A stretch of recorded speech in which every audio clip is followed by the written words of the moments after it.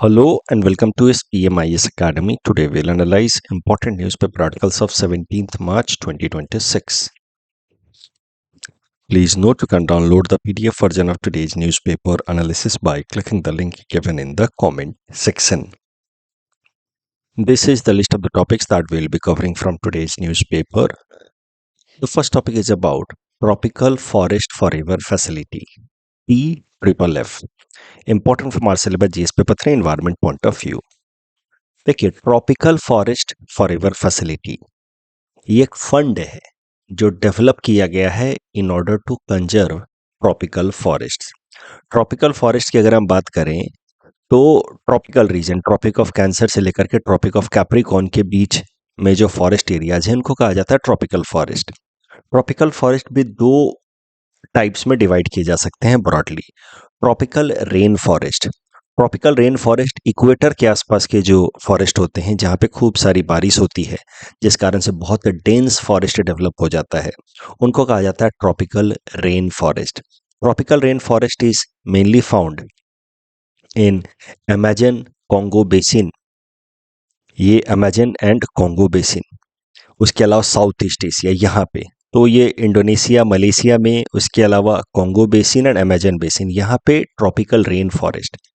फिर इससे थोड़ा नॉर्थ और साउथ में हमें मिलता है ट्रॉपिकल सीजनल फॉरेस्ट जिसको हम लोग डिसिडुअस फॉरेस्ट भी कहते हैं। तो भारत में ज़्यादातर हमें जो देखने को मिलता है वो होता है ट्रॉपिकल सीजनल फॉरेस्ट जिसको हम लोग डिसिडुअस फॉरेस्ट भी कहते हैं। भारत के अलावा central America and eastern Africa में देखने को मिलता है ट्रॉपिकल डिसिडुअस या सीजनल फॉरेस्ट।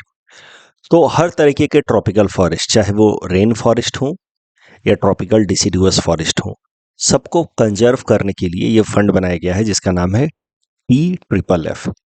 इसमें दुनिया के 74 डेवलपिंग ट्रॉपिकल फॉरेस्ट कंट्रीज को फंड दिया जाएगा, रिवॉर्ड दिया जाएगा for keeping their forests intact.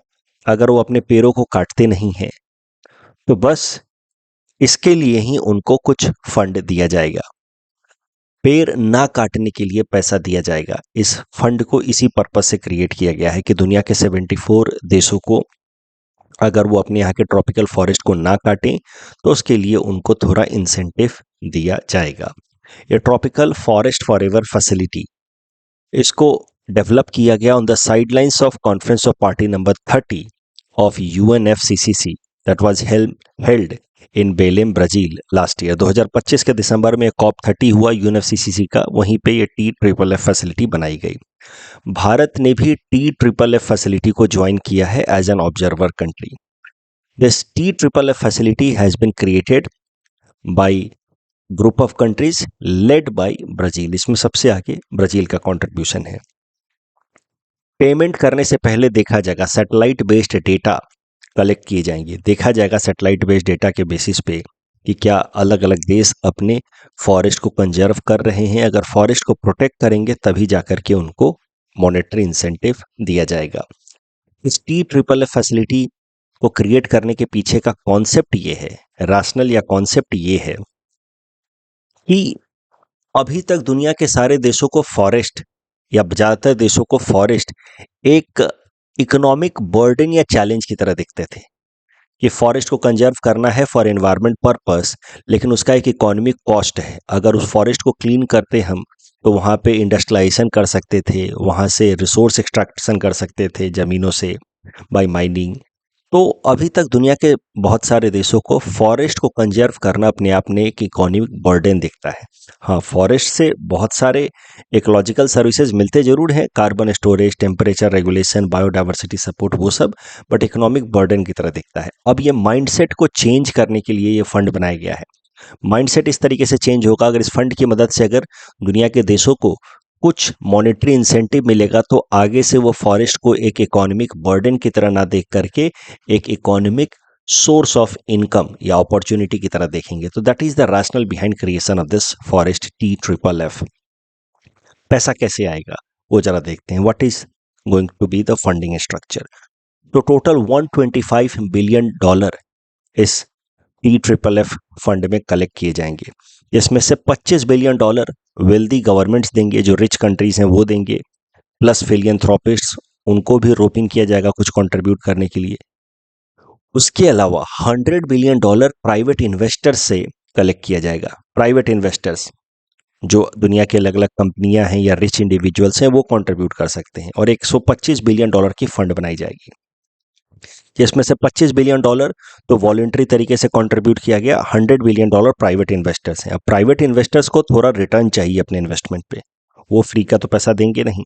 अब ये $125 बिलियन को मार्केट में इन्वेस्ट किया जाएगा, ग्लोबल मार्केट में, कॉरपोरेट बॉन्ड्स या पब्लिक मार्केट बॉन्ड्स, इस तरीके के अलग अलग बॉन्ड्स में इन्वेस्ट किया जाएगा। यानी कि पब्लिक बॉन्ड्स का मतलब है गवर्नमेंट बॉन्ड्स, तो सरकारों को लोन दिया जाएगा या कंपनियों को लोन दिया जाएगा। उससे जो रिटर्न आएगा, उस रिटर्न से इन प्राइवेट इन्वेस्टर्स को थोड़ा फिक्स्ड जो कमिटेड रेट ऑफ रिटर्न है वो पे आउट किया जाएगा, और जो बचा हुआ पैसा है उस पैसे से फिर दुनिया के देशों को मॉनेटरी इंसेंटिव दी जाएगी। तो that is going to be the funding structure. $125 billion में से $25 बिलियन वॉलंटरी तरीके से ग्रांट के तौर पे आएगा। $100 बिलियन जो है वो इन्वेस्टर्स देंगे, प्राइवेट इन्वेस्टर्स। इसको इन्वेस्ट किया जाएगा बाजारों में, ग्लोबल मार्केट में, वहां से जो रिटर्न आएगा, इनकम होगी, उससे प्राइवेट इन्वेस्टर्स को जो fixed committed rate of return है वो दिया जाएगा। बाकी बचा हुआ पैसा जो है इस्तेमाल किया जाएगा और incentivising participating countries. Funding commitments अलग अलग देशों ने किया, उसमें से ब्राजील ने $1 बिलियन का कमिटमेंट किया है, कोलंबिया ने किया है, इंडोनेशिया, नॉर्वे, नीदरलैंड, पोर्टुगल, ऐसे देशों ने अभी कंट्रीब्यूट किया अंडर TFFF फैसिलिटी। इस टॉपिक के बेसिस पे प्लीज प्रैक्टिस क्वेश्चन है, please attempt this question and submit answer in the comment section. Next topic is about quantum labs to be created under national quantum mission. This topic is important from our syllabus GS paper 3 science and technology point of view. तो समझते हैं क्या होता है national quantum mission and then we will come to the current news. इसी national quantum mission के अंतर्गत लक्ष्य है क्वांटम कंप्यूटिंग टेक्नोलॉजी को हमारे देश के अंदर प्रमोट करना। क्या होती है क्वांटम कंप्यूटिंग या क्या होते हैं क्वांटम कंप्यूटर्स, उनको समझने से पहले we should understand briefly about classical computers. ज़्यादातर कंप्यूटर जो हम इस्तेमाल करते हैं अपने आसपास में देखते हैं, सब क्लासिकल कंप्यूटिंग मेथड का इस्तेमाल करते हैं। क्लासिकल कंप्यूटर्स वो होते हैं जो इंफॉर्मेशन बाइनरी डिजिट्स के फॉर्म में शेयर करते हैं या प्रोसेस करते हैं। Binary digits 0 and 1।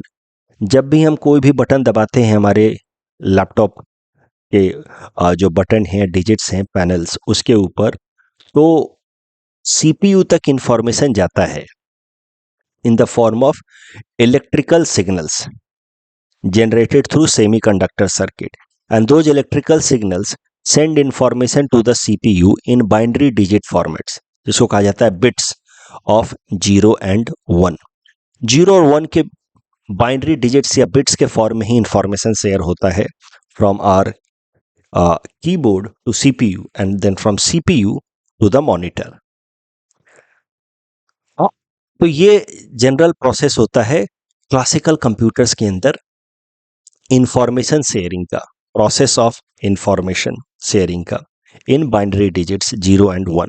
साथ ही साथ क्लासिकल कंप्यूटर्स को अगर कोई प्रॉब्लम सॉल्व करना है तो वो जनरली सीक्वेंशियल फॉर्म में वो प्रॉब्लम सॉल्व करते हैं। सीक्वेंशियल फॉर्म का मतलब ये है कि जैसे कि ये एक आप कंप्यूटर, ये एक मेज सॉल्व करना है। मेज गेम आपने जरूर खेला होगा। मेज गेम में क्या होता है कि बीच में यहाँ पे सेंटर पे पॉकेट होता है, अलग अलग बॉल्स होते हैं, उन बॉल्स को अल्टीमेटली यहाँ पे पॉकेट करना होता है। सीक्वेंशियल प्रॉब्लम सॉल्विंग टेक्निक को एक एग्जांपल की मदद से अगर समझा जाए तो कुछ ऐसा है कि सीक्वेंस में अगर हम बॉल को पॉकेट करें, पहले इस बॉल को पॉकेट किया, फिर दूसरे को किया, फिर तीसरे को किया, फिर चौथे को किया, तो इसको कहा जाएगा सीक्वेंशियल सॉल्विंग ऑफ प्रॉब्लम। एक प्रॉब्लम, दूसरा प्रॉब्लम, तीसरा प्रॉब्लम, फिर चौथा प्रॉब्लम। वहीं अगर हम क्वांटम कंप्यूटर्स की बात करें, जिसके बारे में हम थोड़ी देर बाद देखेंगे, तो वहां पे पैरेलल प्रोसेसिंग होती है, पैरेलल सॉल्विंग ऑफ प्रॉब्लम्स होता है, जहां पे 8-10 बॉल्स एक साथ सब पॉकेट की तरफ आना शुरू करेंगे और सब आकर के पॉकेट हो जाएंगे। तो क्लासिकल कंप्यूटर्स के अंदर इंफॉर्मेशन शेयरिंग जो होती है वो बाइनरी फॉर्मेट में होती है, 0 और 1 के बीच में, इलेक्ट्रिकल सिग्नल्स की मदद से। And generally classical computers solve problems in sequential manner. कुछ कुछ क्लासिकल कंप्यूटर्स ऐसे भी हैं जो कुछ हद तक पैरेलल प्रोसेसिंग कर रहे हैं।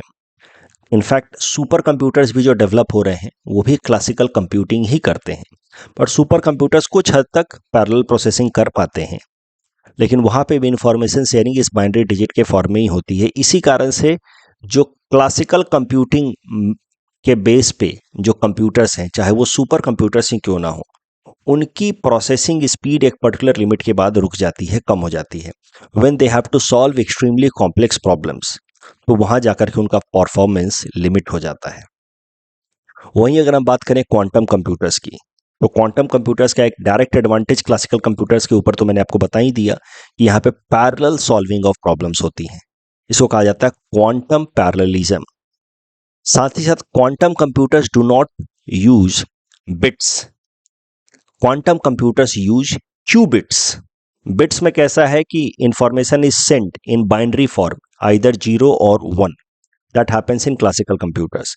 लेकिन क्वांटम कंप्यूटर में qubits are used. Qubits are basically subatomic particles like electrons, protons, and qubits have a tendency of having many stages even between 0 and 1. Qubits can hold many stages between 0 and 1 as well.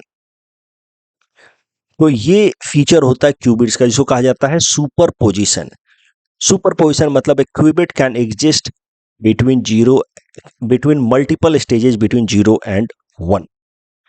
ये बस ऐसा समझने के लिए आप सोचिए कि एक होता है ब्लैक और दूसरा होता है वाइट कलर, ठीक है, ब्लैक एंड वाइट, 0 एंड 1, ऐसे मान लीजिए 1 इज वाइट, 0 इज ब्लैक। लेकिन ब्लैक और वाइट के बीच में भी तो कई सारे कलर हो सकते हैं, अलग अलग शेड्स हो सकते हैं। तो ऐसा होता है क्यूबिट, तो 0 और 1 के बीच में भी मल्टीपल स्टेजेज में रह सकते हैं, इसको कहा जाता है सुपरपोजिशन। तो क्यूबिट जो है वो सुपरपोजिशन करा सकते हैं। Plus qubits are also known for entanglement, मतलब एक क्यूबिट में अगर कोई चेंज आएगा तो अकॉर्डिंगली दूसरे क्यूबिट में भी वैसा चेंज आएगा, को related to each other. Qubits को अगर इंटैंगल करा दिया गया तो one change in a qubit, small change in one particular qubit will reflect in other qubit as well. तो ये दो फीचर के कारण superposition where qubits can be in several stages between 0 and 1, and entanglement where one qubit is related with other qubit। इन दो feature से कारण quantum computers बहुत fast processing कर सकते हैं even of complex problems, and that is why quantum computers have many advantages over classical computers. तो अगर quickly exam perspective से मैं बताऊं, classical computers sequential solving of problems करते हैं, quantum computers parallel solving of problems करते हैं। Classical computers में इंफॉर्मेशन बिट्स के फॉर्म में बाइनरी फॉर्मेट में भेजा जाता है 0 एंड 1। क्वांटम कंप्यूटर्स में इंफॉर्मेशन जो है वो क्यूबिट्स की मदद से several different stages between 0 and 1 में भेजा जा सकता है। अब आते हैं हम लोग नेशनल क्वांटम मिशन के ऊपर। देखिए, super computers are also higher type of classical computers. तो सुपर कंप्यूटर्स को डेवलप करने के लिए हमारे देश में भारत सरकार लेकर के आई है नेशनल सुपर कंप्यूटर मिशन। साथ ही साथ क्वांटम टेक्नोलॉजीज में हमारे देश के अंदर कटिंग एज फीचर्स डेवलप हो, नए नए टेक्नोलॉजीज डेवलप हो, इसके लिए भारत सरकार लेकर के आई नेशनल क्वांटम मिशन। साल 2023 में लाया गया, 8 साल का ये मिशन है, 2031 तक एप्लीकेबल रहेगा। इसके अंतर्गत लक्ष्य है कि भारत को लीडर बनाया जाए in quantum technology, scale up किया जाए research and development in the field of quantum technology. इसमें गोल है हमारा to develop intermediate scale quantum computers with 50 to 1000 physical qubits in next 8 years. तो 50 से लेकर के 1000 फिजिकल क्यूबिट्स वाले क्वांटम कंप्यूटर्स, जिनको कहा जाता है इंटरमीडिएट स्केल के क्वांटम कंप्यूटर्स, इनको डेवलप करना अगले 8 साल में। इसके लिए टोटल 6003 करोड़ रुपए, 6003 करोड़ रुपीस बजट अप्रूवल किया गया है। And this national quantum mission is being implemented by department of science and technology. अब इस नेशनल क्वांटम मिशन के अंतर्गत 4 थीम्स पे काम होगा। पहला, क्वांटम कंप्यूटिंग पे फोकस किया जाएगा। क्वांटम टेक्नोलॉजी के अंतर्गत quantum communication, quantum sensing and metrology and quantum materials and devices. इन चारों थीम्स के लिए 4 अलग अलग टेक्नोलॉजिकल इंस्टीट्यूशन को कोर रिस्पॉन्सिबिलिटी दी गई है। जैसे क्वांटम कंप्यूटिंग की रिस्पॉन्सिबिलिटी दी गई है IISc बेंगलोर को, वहां पे बनाया गया है foundation of QC innovation centre at IISc Bangalore quantum computing के लिए। क्वांटम कम्युनिकेशन के लिए IIT मद्रास में बनाया गया है सी डॉट समग्र technology foundation. Quantum sensing and metrology के लिए IIT Bombay and quantum material end devices के लिए IIT दिल्ली। इन इंस्टीट्यूशंस को कोर रिस्पॉन्सिबिलिटी दी गई है इन 4 डिफरेंट थीम्स। इसी को कहा गया है thematic hubs of quantum computing. तो क्वांटम कंप्यूटिंग में हमारे देश को लीडर बनाना है, उसके लिए 4 थीम्स आइडेंटिफाई किए गए हैं इन क्वांटम कंप्यूटिंग, और उन चारों थीम्स में अलग अलग साइंटिफिक इंस्टीट्यूशंस को रिस्पॉन्सिबिलिटी दी गई है लीड लेने की। इन साइंटिफिक इंस्टीट्यूशंस का काम होगा कि अपने यहाँ पे तो वो सेंटर ऑफ एक्सेलेंस तो डेवलप करेंगे ही, साथ ही साथ अपने आसपास के रीजनल इंस्टीट्यूशंस को भी ट्रेन करेंगे in the field of quantum technology. और उसी कॉन्टेक्स्ट में ये करंट न्यूज है, 23 academic institutions of India have been approved to set up quantum technology laboratory, short में कहें तो quantum labs, under national quantum mission. ये 23 एकेडमिक इंस्टीट्यूशंस भारत के अलग अलग हिस्सों में होंगे, जिनको ये थीमेटिक हब्स, ये जो IISc बेंगलोर है, IIT मद्रास है, IIT बॉम्बे और IIT दिल्ली है, ये सपोर्ट करेंगे। ये न्यूज़ उतना इंपॉर्टेंट नहीं है, but yet I covered this topic ताकि आपको national quantum mission and quantum computing, classical computing के बीच का अंतर समझा सकूं। इस टॉपिक के बेसिस पे प्रीलिम्स प्रैक्टिस क्वेश्चन है, you may attempt this question. साथ ही साथ ऐसा मेंस में आपसे सवाल पूछा जा सकता है कि क्या अंतर होता है क्लासिकल कंप्यूटर और क्वांटम कंप्यूटर्स में, और सिग्निफिकेंस क्या है नेशनल क्वांटम मिशन का। सीधा सीधा प्रश्न है, इसको अटेम्प्ट करें आप। नेक्स्ट टॉपिक इज अबाउट साहित्य अकादमी अवार्ड 2025, प्रीलिम्स पर्सपेक्टिव से इंपॉर्टेंट हो सकता है। साहित्य अकादमी अवार्ड एक प्रेस्टिजियस लिटरेरी अवार्ड है जो हर साल दी जाती है बाय साहित्य अकादमी। साहित्य अकादमी को नेशनल अकादमी ऑफ लेटर्स भी कहा जाता है। साहित्य अकादमी की बात की जाए तो इसको 1954 में भारत सरकार ने स्टैब्लिश किया। इसका हेडक्वार्टर न्यू दिल्ली में है। It works under ministry of culture. साहित्य अकादमी का काम ही है इंडियन लिटरेचर को प्रमोट करना, लिटरेरी एक्सचेंजेस एंड लिटरेचर को प्रमोट करना। साहित्य अकादमी ही हर साल साहित्य अकादमी अवार्ड देती है।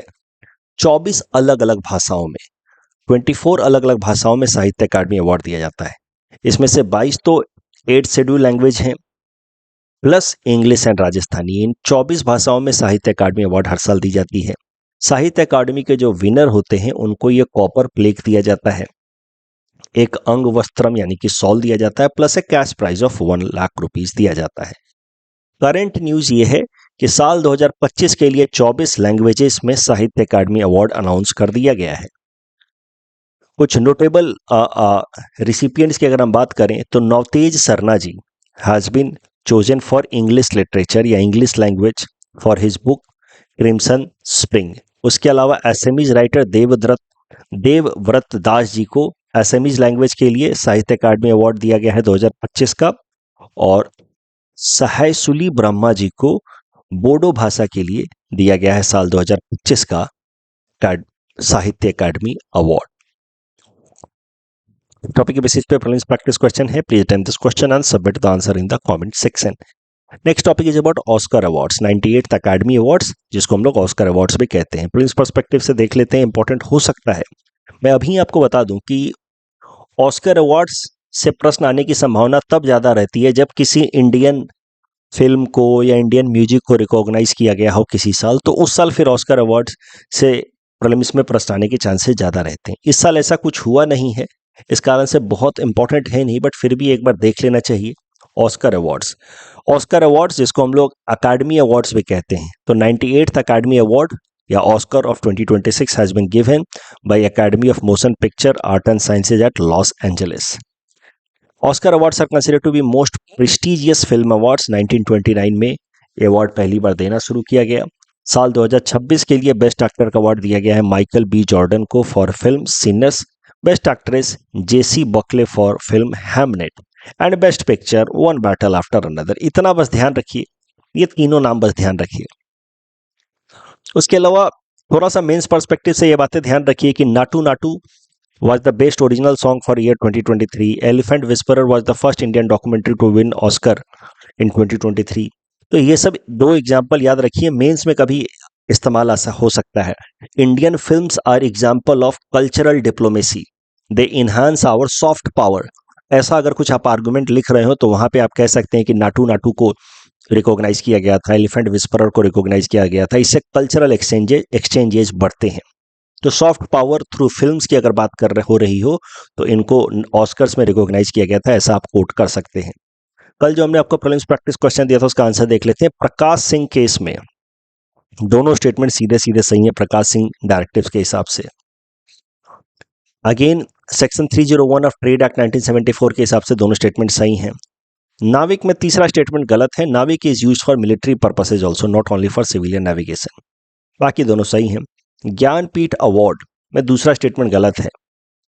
The award is presented by Sahitya Akademi, the national Akademi of letters, ये गलत है। साहित्य अकादमी तो साहित्य अकादमी अवार्ड देती है जो आज हमने देखा। ज्ञानपीठ अवार्ड तो ज्ञानपीठ ट्रस्ट देता है, इसलिए दूसरा स्टेटमेंट गलत है, पहला स्टेटमेंट सही है। That's all from our side for today. Thanks for watching.